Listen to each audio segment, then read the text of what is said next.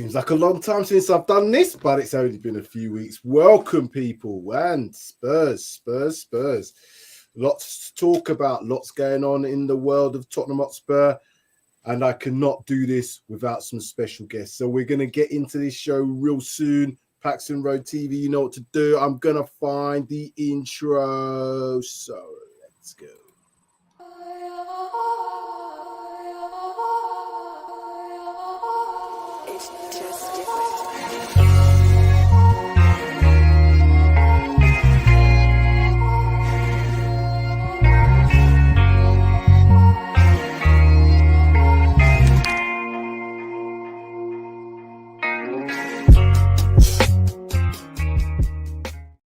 Hello, welcome to Paxton Road TV, soon to be PRTv. You know the rest. We are back, people. It's the summer. It's just turned July, the 1st of July, and Tottenham Hotspur have signed 2 players already. It's a bit like last season. Remember that last season when we had loads of players come in?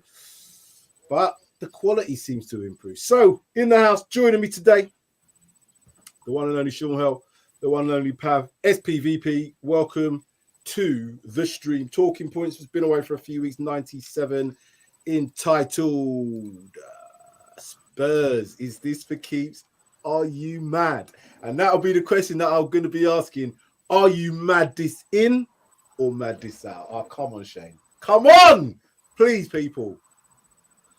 Answers on so, anyway, I'm getting lost in myself there. I'm getting lost in my glory, people. Anyway, Sean, Pav, welcome. Let's kick off. Sean, the maestro, the Italian of the Paxton Road, who has the Italian knowledge. Let's kick off then with the keeper, Guglielmo. Is that right?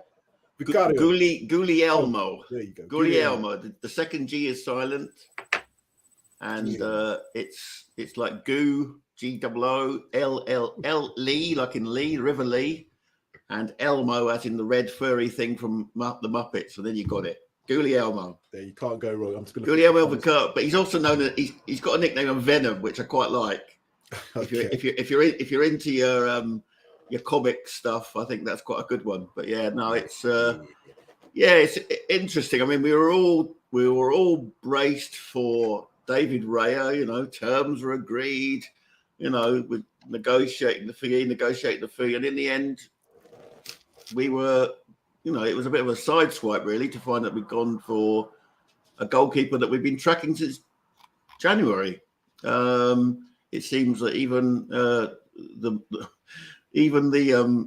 now disgraced Fabio Paratici was tapping him up in January, and according to Alistair Gold, is still working for Tottenham in a consultancy basis.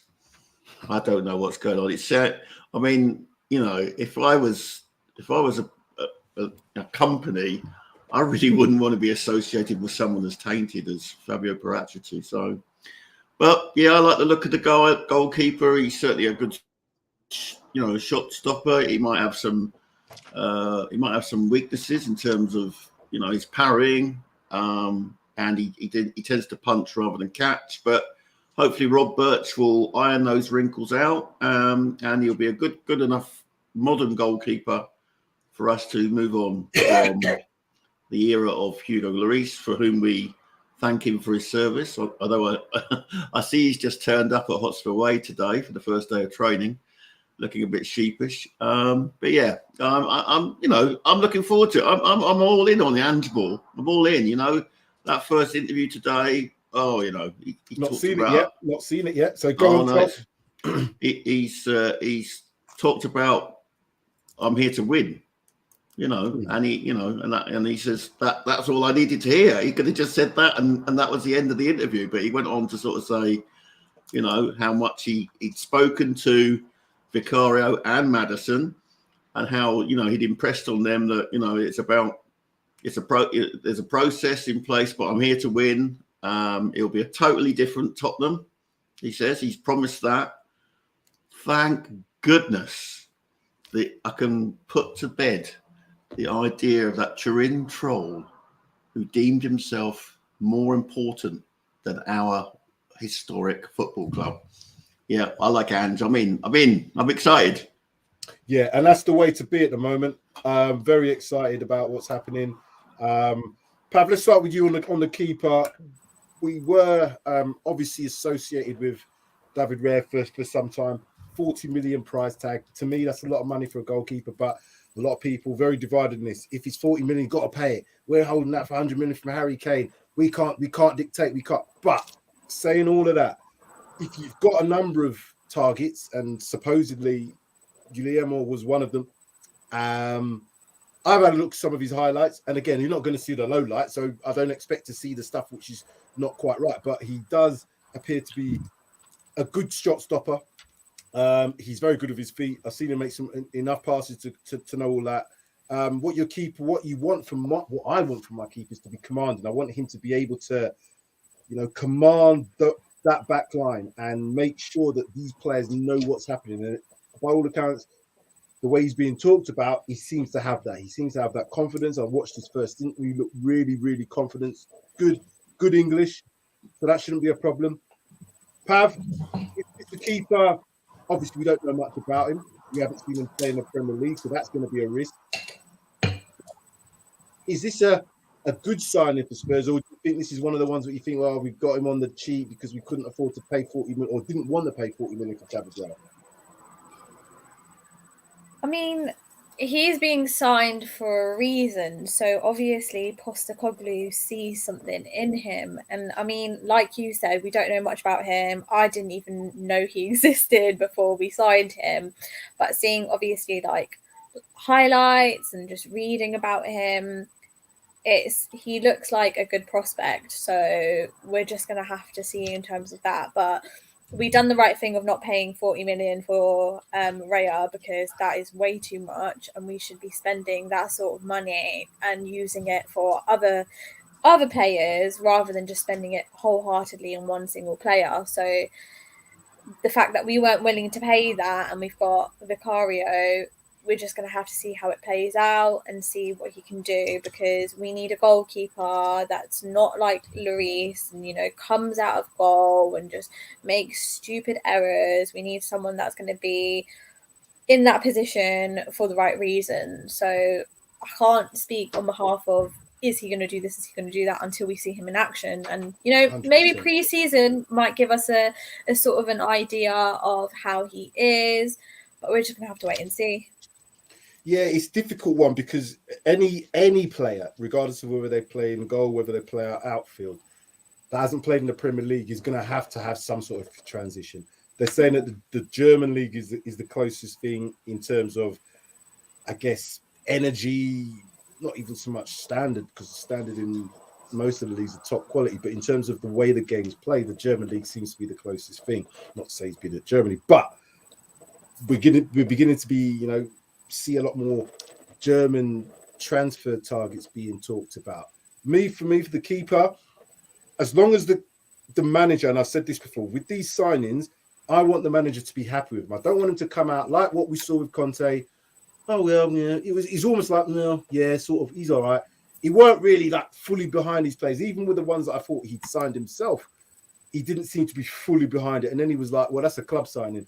And you know yourself, Sean, that's not confidence. You can't say, well, he's a club signing and then expect these guys to turn out and play for you. We saw the likes of Basuma and all of those players that I was at a high hopes for didn't seem to be able to raise their game to a level which we know they can. Now we've got Ange in the house. At least these players have no excuse. They're going to be told, attack, we want to win. The mentality is going to be about attack. So provided the manager wanted a keeper to start with him to play out from the back, and we've got the right things in place for him to make sure his philosophy works, I'm all for it. As you said, Pab, only time will tell whether or not he's going to be up to speed with the Prem. We have to be patient, Sean. So again, looking at him, pre-season is going to be important. When do they fly out to Australia? Is it today? No, they're just back at Hotspur Way today. There's at least a couple of weeks before they go. Oh yeah, because the rest of them don't come back to the 12th. Yeah. It's so I think it's about the 15th that they fly out. Okay. So it's they're not gonna, they'll have 2 weeks at getting their tan sweated off them hopefully, and getting some idea of what it's like to play.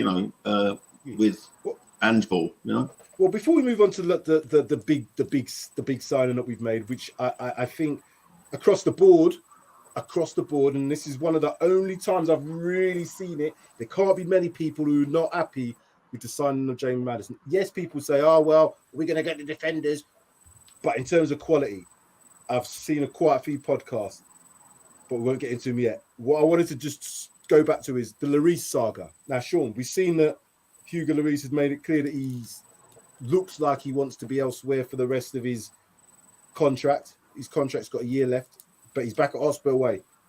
If he doesn't get a move, how's this going to be in terms of three keepers? Fraser Foster, Vicario, almost forgot his name then, and Hugo Lloris. One of them surely got to go, which is likely to be Hugo Lloris, and I think they're obviously trying to get him. But we know how Spurs are. We ain't been able to move out certain players. Who's to say that Lloris might just say, "Oh, you know what? I can just go next year." What's your thoughts on that situation with regards to three keepers that we have that are probably all vying for number one position?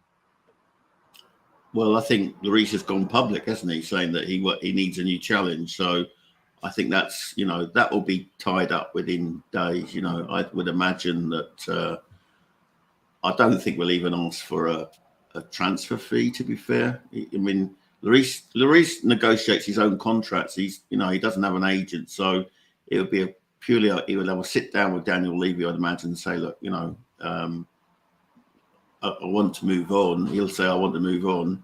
He's got options. I know he's got a Saudi option. Some say that his wife might be keen to go to America because she has a child clothing range, which does really well in America. Obviously his heart probably wants to go back to France. That's he would like to go to Nice. I don't think Nice are very happy with Kasper Schmeichel, so he could well become number one at Nice, and that would probably suit him down to the ground.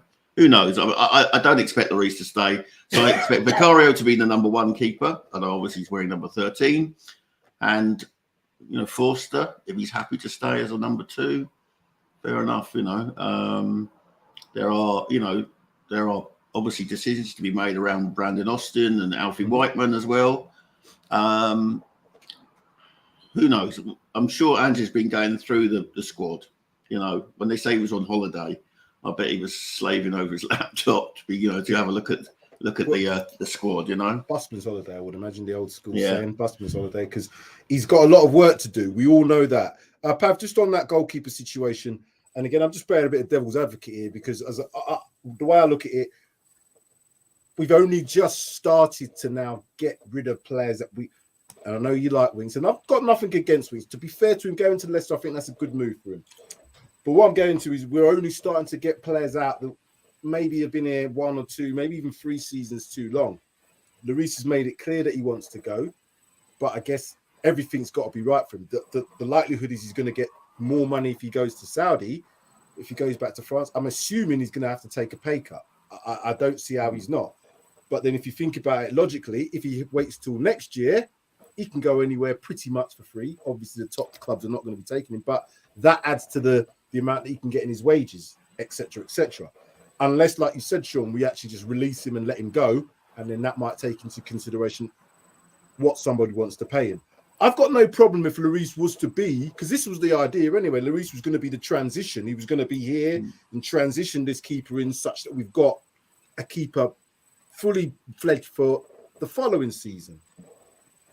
I'm not sure that's going to work out this season. And again, I remember when David De Gea joined the league, it was a nightmare for him for the first few months, even for the first season. Are you worried that if we don't have a credible backup, that we might be in a little bit of a problem? Let's say, and I've always got to do it, if Vicario doesn't quite hit the ground running, as they say, Pav.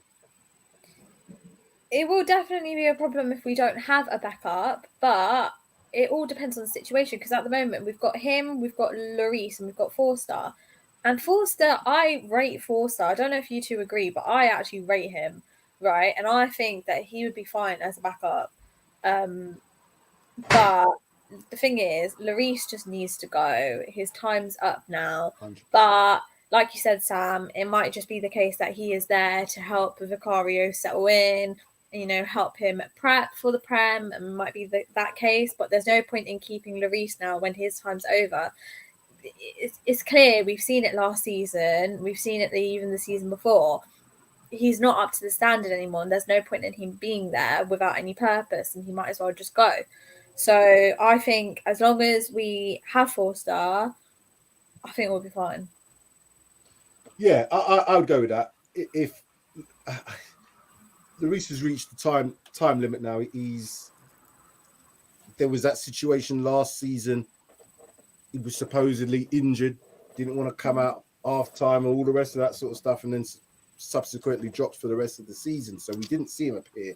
So I can't see how we are going to put him in as part of the setup for next season. So I think he will be gone before the season does start. Are you happy with Forster as number 2 then, Sean? Yeah, I mean, I'm prepared to go for it. I mean, it's he's got experience in the Champions League and whatever. Not that we've got Europe this year, and I think he will fit in quite well. As he was clearly more comfortable with the ball at his feet, and that will obviously be a plus mark, I would say, in Ange's view. Maybe hopefully he's going to have a better cover in front of him than we had last season, and that's obviously for speculation down the road. But we're just covering the transfers that have been completed. I'm happy for Forster to do there. Who knows? In January we might even go and buy another keeper. Who knows if it's not working out too well? But I'm more than comfortable to start the season with both Vicario and Forster. Yeah, there is also the possibility, and I know it's obviously for next season, but you could look at it this way: if David Raya is on the list and he doesn't leave Brentford, because I don't think Brentford are pushing him out the door. They're sticking to their guns. I'm not sure anybody's going to pay that money at this moment in time for him. So it looks like he's probably going to be at Brentford for this season. He'll be on a free next season because he's definitely not signing another contract. So again, I'm looking at it from a business and a strategical point of view. Keep your eye on that situation.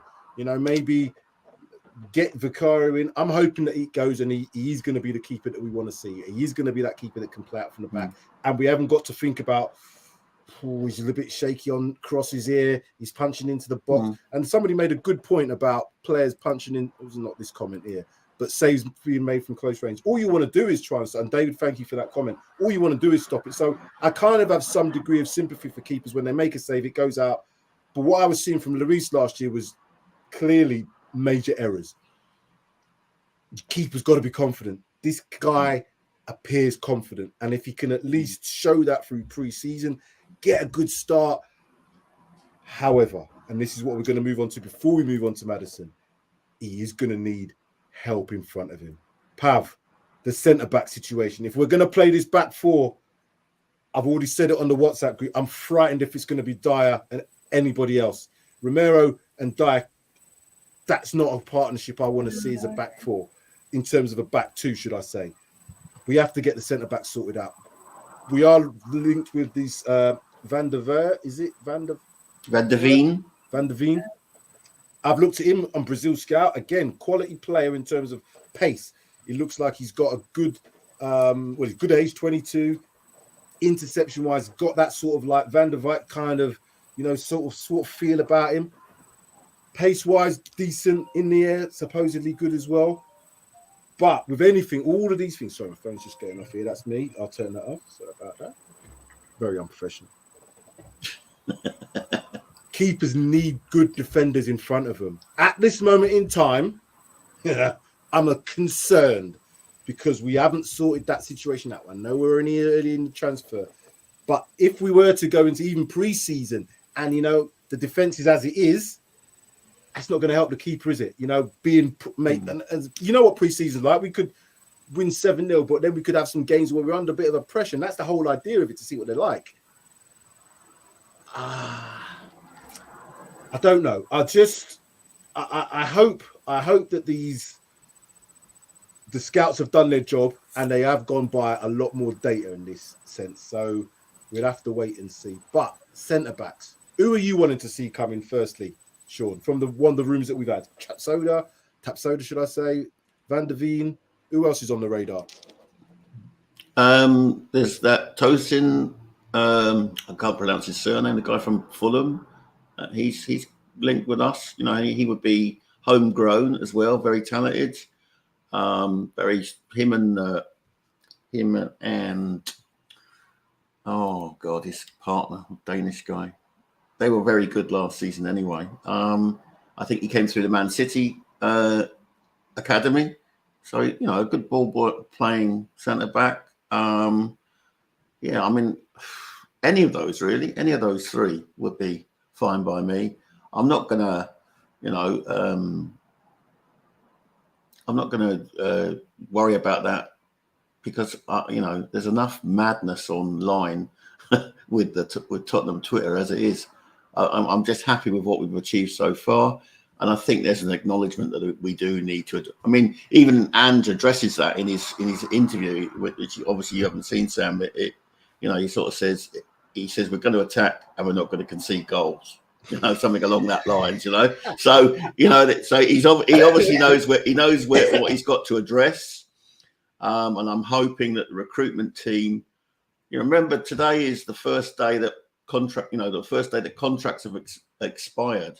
So there might well be free agents out there who we know nothing about and who are perfect for the Ange attacking football. So, you know, let's not get too worried about it, to be fair. No. As long as they're in place, I hope before they go away on tour, that's you know, I'll only get worried around about 13th, 14th of July if we haven't got reinforcements at centre back. But yeah, I'm not concerned. I'm not too concerned. But I like, as you say, I like the look of both Van der Veen and Tapsoba, and you know, I mean, if we had the money, Mark Guy of Palace would be an absolute, you know, colossus. But you know, you're talking about a 60 million fee, and I don't think we're going to do that this year. The other player that was of interest, that's at Manchester City, Laporte. Don't think he wants to come. I think he's made it clear he wants to play Champions League football. But he's a player that, again, I think would fit into the system of how Ange wants to play in terms of the ball playing abilities that he's got. We all see what City do. Pav, that centre-back situation, just finish off that, because I know that you have as many nightmares, and that's why you became sometimes positive vibes, Pav, because we saw last season how it made me go bald, it made me go grey, it done everything to me. Just I couldn't go to some games. The last few games of the season I couldn't go to. You've seen what was happened. I haven't seen the interview. Poch. Cog has said he ain't conceding goals, but currently, if I'm looking at the back two, if it's going to be a back two, who would you start if we hadn't signed anybody else between now and the beginning of the season? Who would you start? Oh God, you can't ask me that. I can, you know. I don't know. No.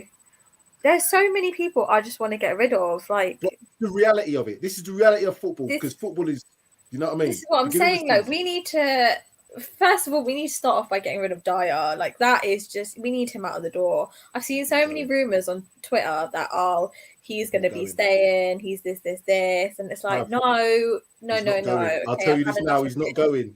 No. He's not going. No, the combination. He's not going. This is what I'm saying, though, but it's just so hard, because if the thing is, what I am really like, you know, about is just that if it is the case that we don't fill up the places that we need and we are buying some other players that are irrelevant to what we actually need, I feel like it's just going to be the same thing again, just under obviously Ange, which we don't know yet how he's going to play, and we'll see in pre-season and stuff. But if we don't get rid of the players that, you know, need to go away and just fill up their places, it's going to be the same. And we can't keep the likes of Dyer, we can't keep the likes of like Sanchez. There's so many. I've got a list of players that I just want out the door, and if they don't go, it's going to be bad for the club. That's what I can say. Well, what we'll do towards the end of this, we'll do a little, who you think your starting 11 might be Again, based on what we know now, I know there's a lot of transfer time left, but we can only go by what we know now. And like I said, in a couple of weeks' time, they will be flying off to do pre-season anyway. So we have to kind of touch on that. But yeah, I just think this to keep Dyer for the squad and experience. They've had crap coaching for 3 years with more tactics. He plus would be bringing the ball into midfield. Yeah, Dino, I thought that myself. I really did, but I've watched him enough now. Yeah. He's got too much ricks in him, and I can't see him getting better. Even with this, every manager so far that's come in has seen Dyer and thought, yeah, I can do something with him. Even Conte. And I can't see it. It's just under that real pressure. In a back three, he was a problem. In a back two, no. I just can't see it because Romero is going to do what you have to have complementary centre backs. The example I'll give: Vidic and Rio Ferdinand. Rio Ferdinand was a ball player, but he had the pace to get himself out of trouble, but he could still defend. Vidic was the one, very much like Romero. Kill you, do all that sort of stuff. Great, you need that. Gets all the yellow cards, but you need someone who's a bit calmer who can pass the ball out. Dyer thinks he can do that. The problem with Dyer is he thinks he's got that arm calm and he can play a 50-yard ball and it's fantastic. But then some of the defending that he's doing 1v1 has been atrocious. In this system, we are going to be on 1v1s plenty. And we ain't talking about 3 at the centre backs now. We're talking about 2. The way the system is, everybody's high up the field. The way to break out of it is you try and get into them channels quickly. 1v1. I'm concerned. I am very concerned. But what do you do if you haven't got anybody else to play there? Because I don't want to see bloody Sanchez on the left. I don't want to see Tanganga playing in the team because I think his time's done. So what do? You have to go with it. Is this of interest though? This talk about what's his name? Oh, he was on loan for us. Longley. What's both your thoughts on Longley coming back to fill any sort of gaps? Cheap. 5 million are talking. Thanks, but no thanks. It's my view. No, honestly, I mean the guy's he's got better distribution than Dyer, but he's slower than. I mean, I'm sure I could give him a sprint, and I'm a fat fucker who's 60 years old, you know. So no, I think he's I think I don't really want to see Longley being considered one way or another. I just, sorry, you're back at Barcelona, sort it out with them. No, I think I would rather. The position we're looking at is at left centre back, isn't it? We're assuming Romero's going to play right centre back, and the problem with Dyer is that when he's forced onto his left foot, he's nowhere near as good as he is on his right foot. And that's a problem. That's a problem. I mean, you can get right-footed left centre backs. There's no doubt about it. I mean, there's been some good ones down the years. In fact, even Roden has done that for Swansea. He was a right-footed but left centre back. I don't envisage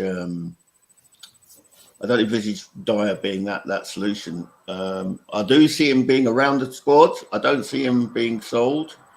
I do think that Ange will lean on him for his leadership things. I just feel he'll probably see it a bit like a more important player to our team, the most important player to our team.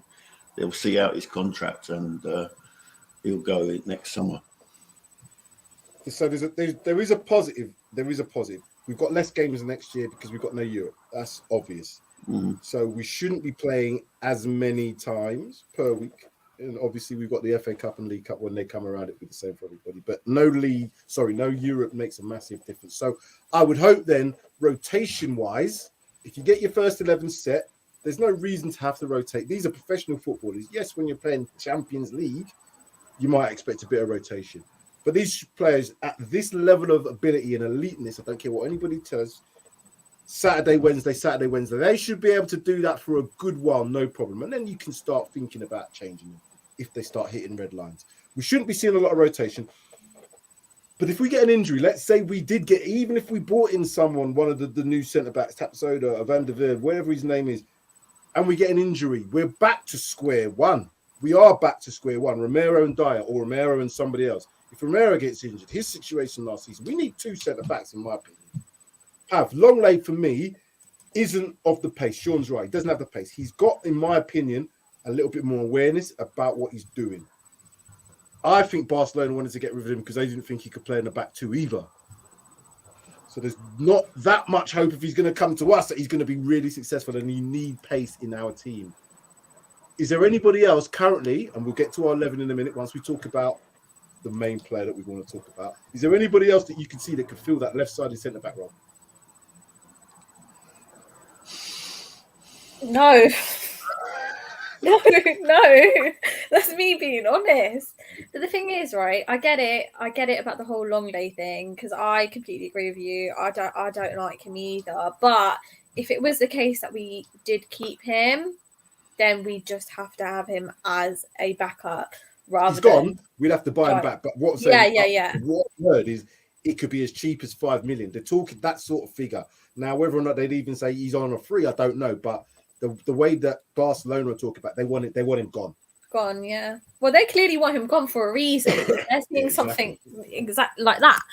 But at the moment in our squad, I can't really see anyone else filling up that position. If it was a case that we did end up getting him, then I'd rather have him as a backup than like keeping the likes of Dyer and obviously bringing in someone new. If that person gets injured, then having Longley as a backup. I'd rather have that than have the likes of Dyer. I don't know if you two agree. I'm not too sure. Dyer is a backup. No, I'm saying that Dyer has to go now, in my opinion, because if you keep a player as a backup, the chances are he'll have to play some part, unless you're very lucky with your centre backs and nobody gets injured. But even if you want to bring him in, his days, I've seen enough to say I just can't rely on him. And what we've had is situations where games have been, and this is going to be the same. We're going to be so transitional next season that we're going to have hit and miss games. We're going to be, attacking at all fronts, and we're going to be some games where, it's not going to work out. It's them games where we're under a bit of pressure. Some teams are going to play long. They're going to play into channels. At least if you've got someone who's got a bit of pace and recovery, you've got half a chance. If they've got no recovery and they haven't got ability to defend 1v1, you've got no chance in that system. No chance. And this is clear. It will be clear to see if we don't address that centre-back situation, which I'm hoping we do. Couple of comments in here before we move on. Sanchez's brilliant rotation. The trouble is he rotates more than once. He gets dizzy and falls on his ass. Longley is 200k per week. That's crazy. That is madness. Not 200k per week, you can say. When Poch played Dyer in the field and he was great, he lost his place in the squad to Rice. And he just wants to play for England. Is that Dyer? Well, Dyer's been in the England squad, but again, they were kind of, kind of messing about with a back 3. He's not played in a back 2 from what I remember. He's like Harry Maguire. I just don't think he can, but they seem to play him. Right, to use a phrase from a friend of ours who actually put a comment on here, is man's mad? Is man's mad? Now, we signed him. James Maddison, been on the radar, 26 years of age. Leicester, 5 years, I believe he's been at. If you go back over the 5 years, he is number 4 in terms of goals and assists, only behind the likes of De Bruyne, Harry Kane, Mo Salah. That's good company to keep over 5 seasons. Sean, if we didn't sign another midfielder, would you... Oh, sorry. If we didn't sign another midfielder, would you say that this is the best... What's the word I'm looking for? The most cost-effective signing of the summer transfer window, considering we're seeing some players being touted at 100 million plus and who don't have the same sort of talent. Is this the signing that is really going to get people off their seats, including us, for next season, my friend? Talk to us about James Maddison. Right. James Maddison, great stats. I like his attitude. I like his honesty in interviews. Again, he's given a good interview for Spurs social media challenge. Has assists, has free kicks. Has free kicks in him. Sorry, Harry, that's the last free kick you're ever taking. And scored, and has got an eye for goal. I mean, he scored 3 against us in the last 2 seasons, so we know about his threat in front of goal. you know, it was interesting that it was between us and Newcastle at one point, and you know, with all the hype around Newcastle and their first season back in the Champions League for a while, they were unable to tie him down, and you know, other considerations come into account. Postecoglou spoke warmly about him in his interview. You know, a player that's gonna give us the ammunition that we need. Hopefully, it will be for a certain Mr. Kane. But, you know, Sonny will benefit. Richarlison will benefit. You know, Kulusevski will benefit from having James Maddison in the team. So I'm more than happy to see him here. You know, he's the more I've, you know, seen his interview and his whatever, he's, you know, I'm warming to him. You know, I'm not, maybe I had a little bit of bias against him because we've been trying to get him since he left Coventry, and that was like Coventry, Norwich, then Leicester, and every time we were in the mix, you know. So hats off to a certain Mr. Levy for actually, you know, pursuing this, getting a really good deal. I mean, 40 million in this inflated market, you know, I mean, I think is a steal. And then when you obviously offset it when my boy Winksy has gone to Leicester, you know, it actually works out at 30 million. So I think it's a really good a really good addition. And I'm, you know, it's adding, you know that there's that meme you see where you're getting excited, you know, then it gets to the point where reality hits, and then it's like, oh, I'm down, you know. So we're at that bottom left of the triangle, and I'm excited. I'm really, really looking forward to Maddison. I've renewed my season ticket, and you know, and that doesn't mean that I don't want Levy to sell up and go, but I love my football club. I've been there. I've been supporting this club for 50 years. It's a big part of my life. Even living 400 miles away, I want to go down and see them this season, and I want to see Ange really stick it to the media who've been a bit, and to those Spurs fans who have been a bit iffy about him. I think he's got really good vibes, Ange, and you know, who can complain? We've got a keeper where we need a keeper. We need a creative midfielder. We've got a creative midfielder. They're addressing the centre backs as far as I know, and you know, signs are good. Signs are good, and you know, welcome James Maddison, and you know, let's see you ball for us next season. So, Pav, I want you to give me your opinion on James Maddison, but whilst you also give me your opinion, just I'm going to always have to throw in these little curveballs because I just want us to open up and make sure everything. He hasn't been given a squad number yet, as far as I'm aware. Do you believe that the signing of James Maddison will mean that Harry Kane stays at least for this season? And is it a good signing for us?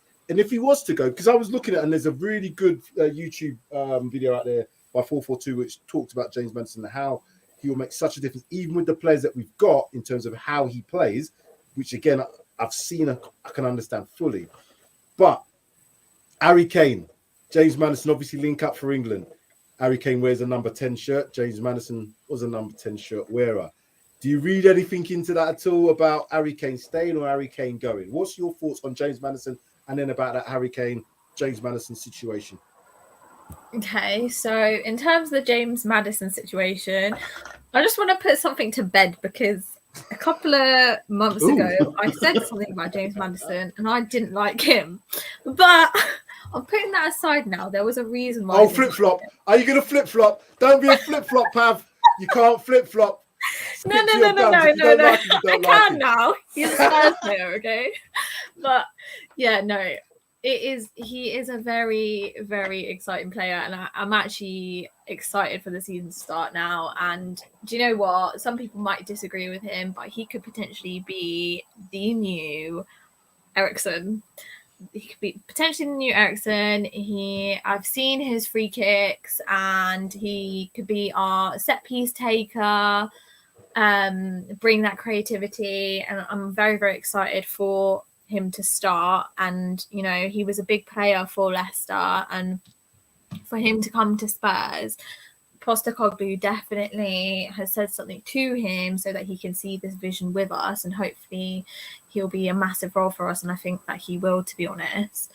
And in terms of the Harry Kane thing, yes and no.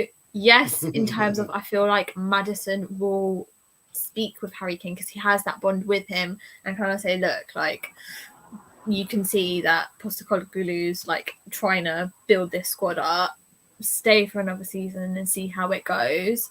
But I've heard the rumours about, you know, him going to Bayern Munich and stuff, and whether that's going to fall through or not, I don't know. Kane in his mind, instead, he could just look at this and think, okay, right, I can see Postecoglou's doing this. Let's stay another season and wait. And if I'm happy, maybe I can stay on. Or then I'm going to just see my contract out. But at this moment in time, I think, fingers crossed, Kane's staying this season. Sean, what's your thoughts on the whole Maddison Kane thing? Staying and going, does this make a difference to him staying or make a difference to him going? What's your thoughts? I don't think it will have changed Kane's mind, to be honest. What he plans to do, obviously, he will make us know. He'll let us know in the fullness of time. I tend to be in the camp that he's going to see out his contract with Spurs, and will leave next summer. However, you know, the well-sourced rumours about Bayern did alarm me. I must admit, it did alarm me. Like it, you know, it wasn't, you know, just one person, and it wasn't just, you know, someone in Germany. It was being confirmed here. So you know, there's no doubt that, I mean, talks go on all the time. You know, even our beloved, you know, that guy that's now at Chelsea, he spoke to other clubs when he was coach. You know, so don't get it, you know, wrong that it's, you know, that they're all they're all dyed-in-the-wool fans like we are.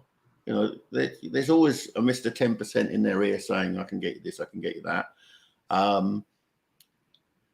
I think, you know, his family are all Spurs fans, and I think they will probably won't want to ruin his legacy at Tottenham. You know, so I think he'll probably stay, unless, of course, Bayern suddenly come up with £90 million, not euros, pounds. Then, you know, Daniel's got a decision to make, you know. Whether we've, you know, I presume if they're doing succession planning, they need to think about a new striker, you know, and if we don't think Richie's going to make it, I don't know. My gut feeling at the minute is Kane's staying. Maddison's going to be dropping him on a plate for him all next season, and who knows, we might even pick up a domestic trophy.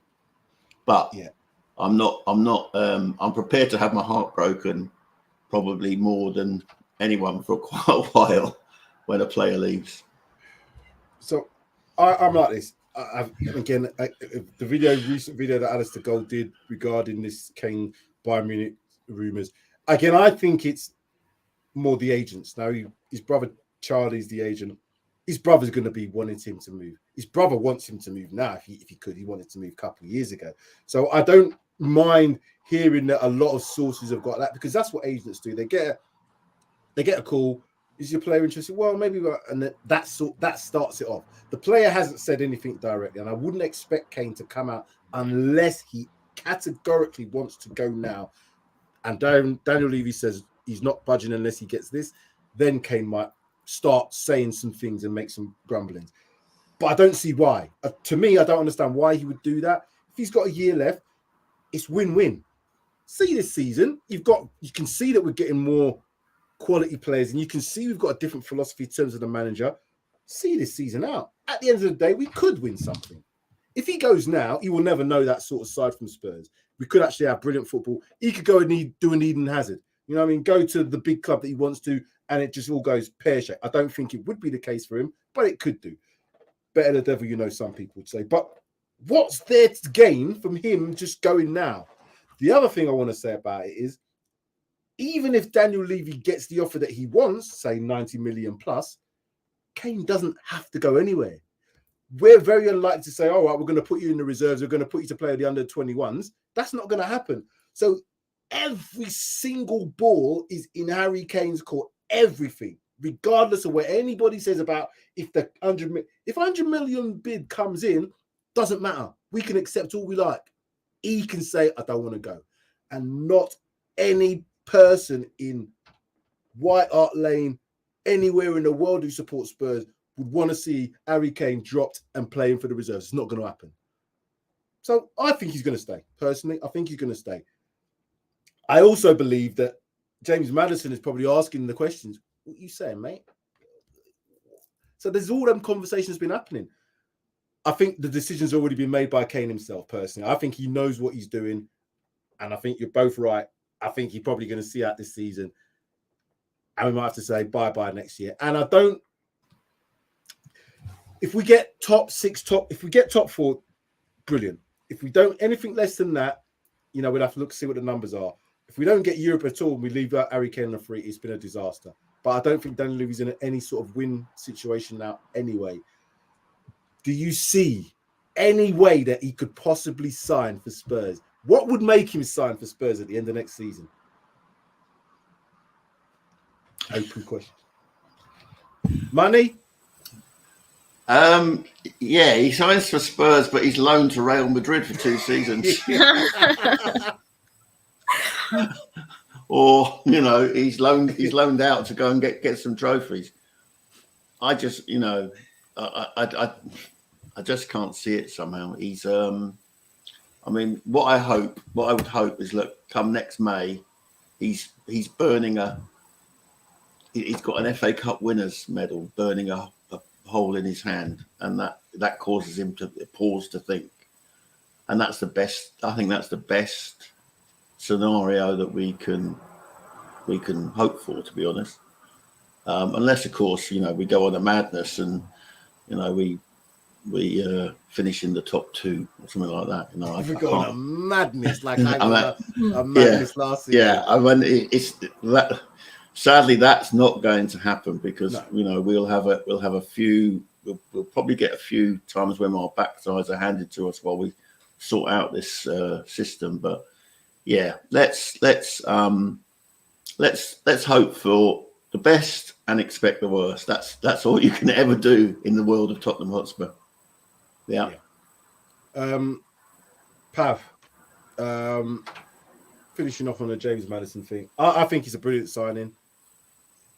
The 4-4-2, again, it's really good. It's only a couple of days old. It just shows the system that we're going to play. What people don't realise is that James Maddison he's not just a number 10. He played off the right and left for Leicester, but he's also played in an 8 type position. He's very, very tenacious. He gets back in. If you watch some of the videos that I've seen, and I watched the compilation, again, Brazil Scout, shout out to Brazil Scout. You know, you watch some of the compilations from 22-23 season. He's brilliant in that Leicester team.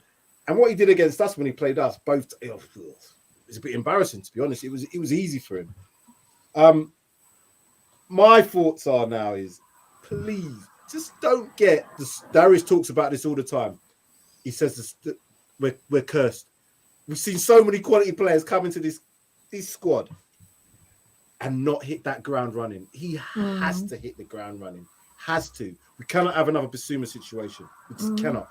Already got Bentancur out until at least another 3-4 months. We are struggling in that sort of area. I think we need another player in that area personally, but I don't know if we're going to get him. Would you throw someone like Ndombele in there? Again, that's for you to kind of discuss that. But if we don't sign anybody else, is James Maddison going to make that difference to us that he's going to make everything tick? Because, again, there's a lot of pressure placed on that player. Again, Ndombele came in 200 grand a week, 50 million pounds. He ain't cut it. Is it too much pressure for him? Or do you think he's got that swagger, he can just go and deal with it? I mean, I would say that it's all about the people around him. I think it's about how he matches with our team and how he clicks with it. And only time will tell when we're able to see him in action.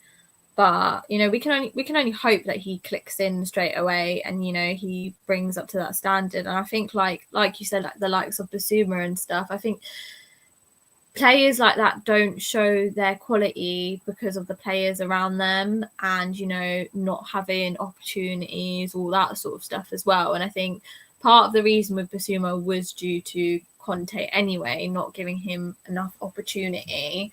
But we've got Postecoglou now, and I think within his system, and obviously if we buy more players and stuff, I think Maddison will fit in perfectly. But like I said, time will tell. Pre-season will be a good opportunity to see how he is in action, and then we've not got that long till the season starts anyway, so we're just going to have to see how it goes. But I think he'll fit in with the system, and I think he'll do well, but we can only hope. Yeah, we've got no Europe. That's a massive, that in terms of being able to gel the team, the preseason that we've got now, and he's already in. He's not coming in August like some of our players are coming that have started for us. He's coming now. We need to get a couple of centre-backs in the next couple of weeks. If they can get them centre-backs sorted before we go away on that pre-season tour, that would be brilliant. I'm not sure they'll be able to get both the deals done if they are looking at certain centre-backs, because the market's tough at the moment anyway. But if we do have a player like him and he does hit the ground running, it will be such a massive boost for everybody, because at least we can say, right, we've got him.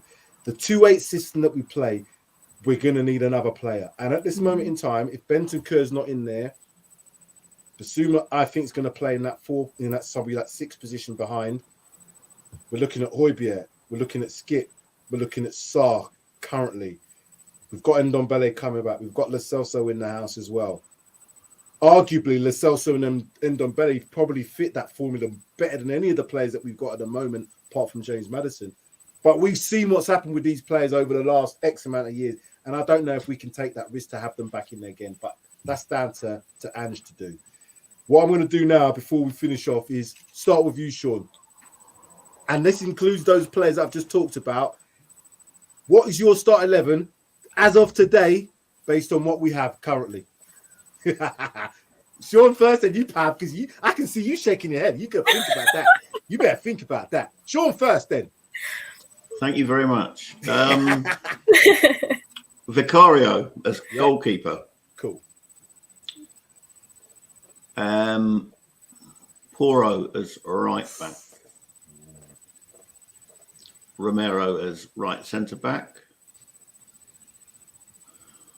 Good God. Right, this is a bit left field. Japhet Tanganga as left centre back. Destiny Udoji as left back. In the 3, I would say Basuma at the pivot, the 6 as they call it, and the 2-8s would be Maddison and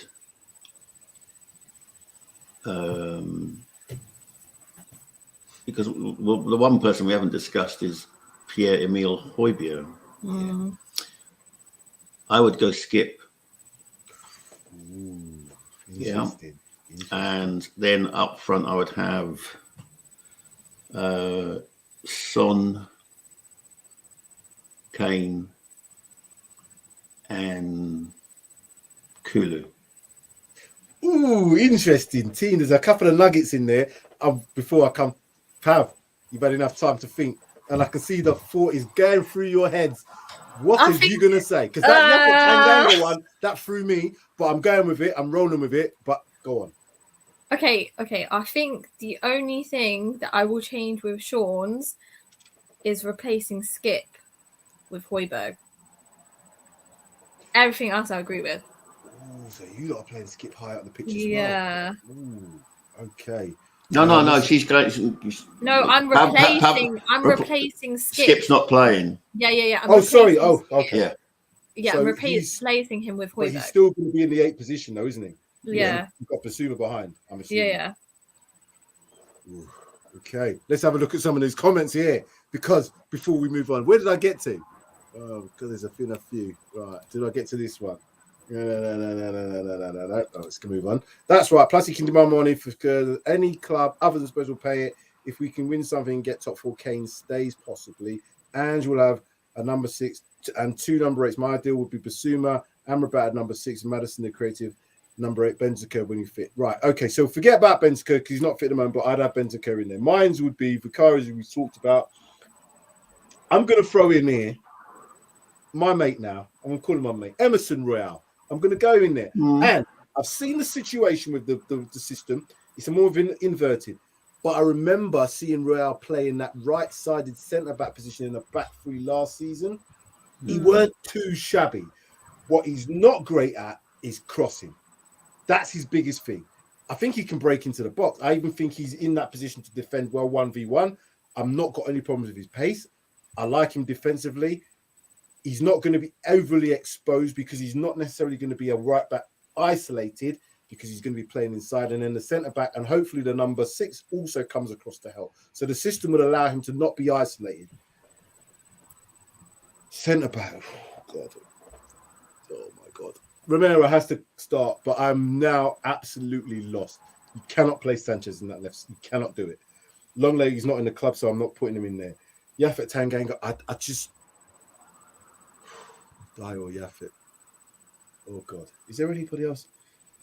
No, he's going to have to. Well, the only other option this is very left field, would be to bring the youngster. What's his name? You know what? Right, Torrington, is it? Or okay, no? I'm not going to even put in a youngster, Sean. I'm going to throw Joe Rodon in there. I'm going to throw Joe Rodon because I don't think this geezer's been given a chance. I think he's all right. I think he's better than all right.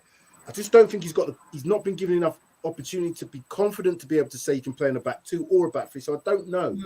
I've seen him make mistakes, but then I've seen better players supposedly than him make more mistakes in bigger games. So I'm not going to hit him for that. So I'm going to throw Joe Rodon in there just because I don't want to see Dyer play as a back 2. I don't want to see it. Udoji, we'll have him. Basuma, number 6. Obviously, we've got to have Maddison in there. People are not going to like this. I'm going to go with Ndombele. I'm going to go with Ndombele. Oh, my God. Have you seen the video today of him turning up at Hotspur Way? Yeah. No. The guy looks like he downed 3 Big Mac meals on the way in. Okay, I'm going to take that back. I'll take it back. No, I can't. I can't do it to myself. I've done it for 2-3 years now, and I can't do it anymore. He's not going to play for Spurs in that capacity. He's not. He ain't got that work rate, and I don't think we're going to see that from him. Lo Celso, he'll be binned off by the end of today, I'll tell you. God, Lo Celso, and Ange will take one look at him. I mean, the player that we should be looking at is Lo Celso. Yeah, Lo Celso. I think Lo Celso would be if he reproduces Villarreal form. Exactly. He would be absolutely ideal. And there was a period under Mourinho where he was our best midfielder. When Kane picked up the really bad injury at Southampton, he was brilliant. But I just don't think his heart's in it. I don't think his heart's in it. 100%. That's what I was going to get. I don't think he wants to play for Spurs anymore. I think he's seen Spain. He wants to be out of it. I just don't think you can motivate that player to be kept against his will. Even if you keep him against the will and send him out on loan again, you ain't going to get the best out of him here. So I'm going to have to go with Højbjerg because I've seen Højbjerg play for Denmark in that position, and I think he can actually do it for a while if we don't get rid of him. So I'm going with the players that we've got. So I'm going Maddison and Højbjerg. And if Højbjerg can get across the pitch, he can also be that defensive shield where Maddison can be that player that picks up the ball and does that creativity, like what Arsenal do with Odegaard. They play through him. Front 3 now. Whew. Kane, obviously. It's a bit sticky now. It's a bit sticky. Because I think Porro could play in that right wide position. And the reason I say that, because he will stay wide right. If you look in the systems that Ange plays, you want a hugging the touchline wide player. Chalk dust on the boots. That's it. Chalk dust on the boots, Sean, as you said. Yeah. I'm not sure, unless, again, the system slightly changed where you're going to have one of the wide players come in, and when they will do, but not a lot. Kulusevski on the right is going to want to be on the ball a lot more, and that might affect how they play unless he can coach him otherwise. Or unless Maddison coaching it. It's a surprise, isn't it, at Spurs? We should be able to fix it when we get coaches into coaching. No, I've just thought. What? No Højbjerg, Kulusevski in an 8. I said that as well. Remember, I said Kulusevski in an 8, and then you've got a wide right player. 100%. Sean's just sorted out my team. He said, fuck off with Højbjerg. Get rid of him. Kulusevski in that. Porro on the right. I'm going to go Son on the left because I think that Son... Oh, I hope it's not Son. I hope it's Son of 2 seasons ago. But I think, you know what? If he plays off that left, you know how Jack Grealish plays off the left for City now? And although you wouldn't say Jack Grealish is a player that you'd want to just isolate him, when he does it and when he comes off, they don't know what he's going to do because he can go left or right. Someone said the same thing about Son. So if he plays off that left, he can come in field, he can go dead line. The other thing I would say about Son, though, in the event of Harry Kane not starting, I would want to see Son play as a central striker until we get somebody else to rotate that. And maybe Udoji gets pushed up further on that left and maybe plays in that attacking role, but I'm not sure if he can. And possibly bring somebody else in on that right, that left-hand side. And who have we currently got? Oh, I was going to say Mike, what's his name? Who played last? I can't remember what his name is now. I've forgotten. That's not our friend Sessignon. Who played left-sided? He played left back, left wing back. Oh, Perisic. God. Perisic, that's the one. Perisic. Not Reguilon, who's back today. Oh my God. In a red shirt. He should be kicked out just for wearing a red shirt at Tottenham. Again, players like that actually fit a left back system better than they would have done previously. And he could be because he could actually do it. But again, is his heart in it? I don't think so. Again, someone like he went to Spain, Brian Hill. Again, he'd be a touch like I'd want him to hug the touch. And then again, if he had the confidence, he could do it. Okay, I'm gonna go. I'm sticking with it. I'm gonna just say Son, front three: Son, Kane, and Porro. That took a long time. No place for Kulu. No, Kulu's in the 8. Kulu's in the 8. Oh, I've taken it. Right. I've been to Højbjerg. I got rid of him. Okay. Yeah, Maddison. And I mean, that would be a bit bad. We just confirmed him as a full-time player. We're not even going to pick him on the opening day of the season. Nah, I've got to put him in there. But I was really conflicted about that. But I think I mentioned that in another show. Yeah, so that's it. Whew. We have to do another show when we have to actually see the first training session. Once they've done it, they start putting on Spurs play. This will just become a regular feature of every talking point until August the 14th. You know what I mean? It's like we'll have to, you know, what's our team now? You know, when we change things. I mean, I'd like to think that, you know, I picked Porro at right back. I mean, I'd like to think maybe even Spence got a chance, or you know, I can see him doing an inverted fullback well enough. But you know, we need a squad. I mean, what Arsenal's implosion showed that they just didn't have the depth in the squad, did they? And I'm still laughing at them paid 105 million for Rice after Man City bidded them up. It's not done yet, though. It's not been. No, it isn't. No, it isn't done yet. But if that one falls through, I'll be laughing all the way. But I can't see it. I can't see it because he wants. No. They'll come up with the money. They'll come up with the payments. Yeah. However, it's going to be. Emerson is made for Ange. He loves to come inside. Yeah, good point, Brighter. Yeah. He's just got across though. With the Ange, I've watched the players he had in that position. At least they could put the ball across with a bit more precision than I've seen him do. I think you've lost the plot. You're telling people to complete an exam when the exam papers haven't even arrived. Please get sensible, David. Thank you, David Clark. Thank you for sticking up for us. Bloody Sam putting us, you know, behind a snooker behind the 8 ball, you know, with a broken I went last cue. as well. I heard you lot first, so I had more time to think, and I didn't even get it right then with the Kulusevski one. But anyway, I think we're about done on that. Right, guys, that's been an interesting one. We've got lots more coming up because it can't be done there in terms of signings. We know that.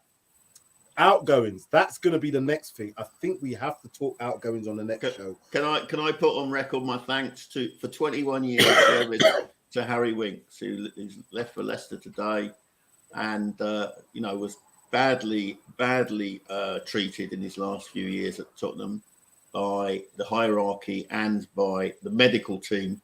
And he had an exceptional loan at Sampdoria. Unfortunately, by the time he was able to play because of his ankle, he was, you know, the team were in dire straits anyway financially, and he was not able to save them from the drop. But he got the respect of the fans there, and I hope he goes and absolutely kills it in Leicester and brings them back up.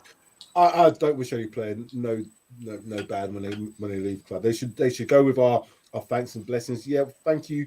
He didn't get the opportunities he probably wanted. He had some moments. He did have some good moments, but I think just generally, I think it was time. You get to a time where I think it's best for the player to move on, and I think it's a good deal for him because I think Leicester will come straight back up. So good luck, Harry Winks, in your next move. David, I'm going to slightly disagree with that. The reason I'm going to say that is because the way that Ange plays, your eights are so pushed up, and because everybody else is so pushed up, you're squeezing the play. So you're hoping that they don't have to do too much recovery, particularly 2-8s.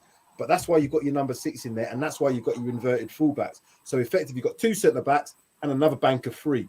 Those are your players that you hope to recover, not necessarily the 8s. So you can get away with 2 players that play high, in my opinion, if you play it right. But we're gonna have to go through some bad times to get to that. But that's how if you play the system right, your 2-8 shouldn't be on your edge of your box. And also, Kulusevski played as wing back, so he's used to tracking back, in my opinion. So I don't think it's a problem. Dyer, get him out. 2 right, Kim. We need to get that player out because I can't see him in a back 2. I agree. Spurs fans will be scapegoating Winks in 5 years' time. That's how sad some Spurs fans are. We're fickle fans. That's what we do. Why sign Kulu if Ange won't play him? I think he will play him, and I think I'm going with Sean's. I'm sure. Yeah, I'm sure Ange would have been consulted on that, and he would have said yay or no. I think he said yay. Okay, 46 people watching. Thank you for staying for. Make sure you smash that like button. Make sure you subscribe. But we will be transitioning over to PRTv soon. It's going to be in a few weeks' time. I ain't got all the details yet, but we're going to sort it out, and it's going to be here, and you'll love it because it's going to be no different. But we're going to have some things to do, and Pav might drop the S. She might drop the S from her name this season. It might just be back to PvP. And Sean might change his name back to something else other than Tottenham Tifo, but that's his new Twitter handle, so he can't. No, unfortunately, Uncle Elon has made me lose my original Twitter line. So I'm a newbie now on Twitter. So it's good. It means that I can block people. God, I've never used the mute and block button as much as I have this summer with Spurs fans, inverted commas. Oh God. As you can see, still the same. At Spurs, at Sam_Spurs for life. Twitter and Instagram, that's where you'll find me. And on here, obviously. SPVP, thank you. Sean Hurl, thank you. The next one, we'll have to do some outgoings. I think we need to talk outgoings unless we get a significant income in the next week or so. Sid will be back. We'll probably do it on Sid's show, actually, because he's unfortunately not made it today because he's not feeling too well. That being said, I wasn't feeling too well at the end of last season, Sid, so I know how you feel, mate. Was anyone feeling any good at the end of last season? I'm feeling a lot better now. I even got something with Spurs on it. That's how much, because I hadn't worn anything Spurs related since the Turin trial decided to kick off. I hadn't worn anything Spurs. So I'm back on it now. Might get one piece of kit this season. Not going to go mad. But anyway, panel, thank you. Great conversation as always. It's good to hear. And the last comment from our one and only David Clark. I never back anybody on Twitter because I don't go near that deep hole. It's a minefield at the moment. It's great. People are saying whatever they want now. They're saying anything they want. Well, it's amazing, isn't it? Those that are really like fervently Enoch out are just like using every decision to, they're twisting. They're even twisting the Maddison signing. To say, this is Levy's fault. What the bloody hell? The guy who closed off the deal, got him for a net 30 million. This is what I'm saying. You can't throw stones at him when things go wrong, but then throw stones at him when things go right and try and give it to some. He did the deal. If that's the case, that's one of the best deals that he's done.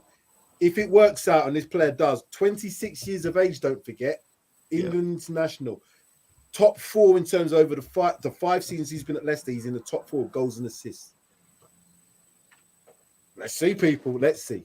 Pav, Sean, I'm finding the music to get us out of here. And come on, you Spurs. Come on, you Spurs, indeed. We shall see you all, people.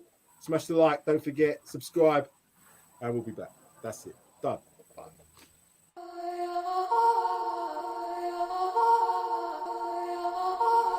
It's just different.